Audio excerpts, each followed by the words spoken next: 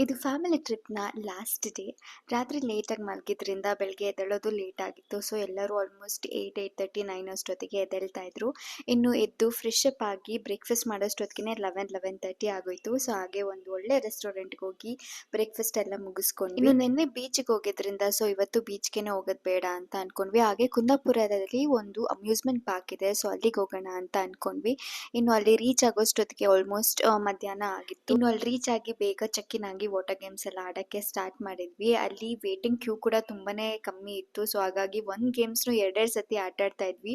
ತುಂಬಾ ಇಷ್ಟ ಆಗಿದ್ದು ಅಥವಾ ತುಂಬಾ ಚೆನ್ನಾಗಿರೋದು. ಎಲ್ಲರೂ ತುಂಬಾನೇ ಎಂಜಾಯ್ ಮಾಡ್ತಾ ಇದ್ರು. ಹಾಗೆ ನನ್ನ ತಮ್ಮ ಮತ್ತೆ ನಮ್ಮ ಅಣ್ಣ ಬರ್ತಾ ಇದ್ದಿದ್ದು ಈ ಒಂದು ಗೇಮ್ ಅಲ್ಲಿ ಮಧ್ಯ ಸ್ಟಕ್ ಆಗ್ಬಿಟ್ಟಿದ್ರು. ಸೊ ಅಲ್ಲೇ ಕೆಳಗಡೆ ಇಳ್ದು ಹಂಗೆ ಸೇಫ್ ಆಗಿ ಕೆಳಗಡೆ ಬಂದ್ರು. ಹಾಗೆ ರೈನ್ ಡ್ಯಾನ್ಸ್ ಅಂತ ಇನ್ನು ಮಿಕ್ಕಿದ್ದ ಗೇಮ್ಸ್ ಎಲ್ಲ ಆಟ ಆಡ್ಕೊಂಡು ನಮ್ ಲಾಸ್ಟ್ ಡೇ ಅಂತೂ ತುಂಬಾನೇ ಚೆನ್ನಾಗಿತ್ತು. ಈ ಕಂಪ್ಲೀಟ್ ವಿಡಿಯೋ ಯೂಟ್ಯೂಬ್ ಅಲ್ಲಿ ಅಪ್ಲೋಡ್ ಆಗಿದೆ. ಚೆಕ್ಔಟ್ ಮಾಡಿ.